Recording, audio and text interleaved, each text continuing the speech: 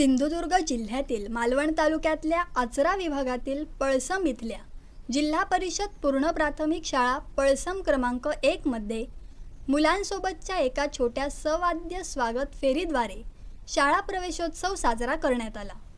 कार्यक्रमाचा शुभारंभ पळसम ग्रामपंचायत सरपंच चंद्रकांत गोलतकर यांच्या हस्ते श्रीदेवी सरस्वतीच्या प्रतिमेला पुष्पहार अर्पण करून सर्वांच्या वतीनं वंदन करण्यात आलं। त्यानंतर सर्व शिक्षा अभियान अंतर्गत मुलांना पुस्तके व गणवेश वाटप करण्यात आले। दरवर्षीप्रमाणे नमिता सावंत यांनी विद्यार्थी-विद्यार्थिनींना खिरीचं वाटप केलं।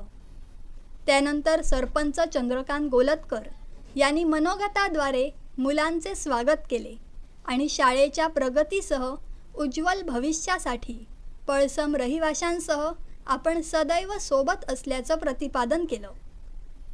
पळसम ग्रामपंचायत उपसरपंच अविराज परब यांनी मुलांच्या पालकांचे अभिनंदन केले आणि शालेय शिक्षणाची महती विशद केली।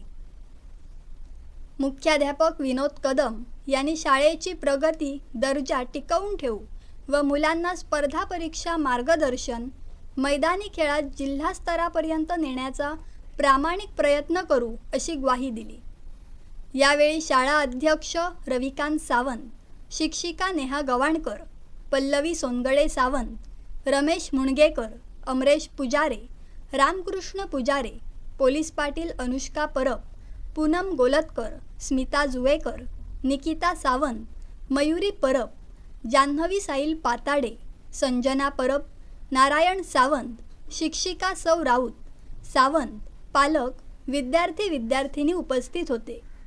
शिक्षिका नेहा गवाणकर यांनी सूत्रसंचालन तसंच प्रास्ताविक केलं।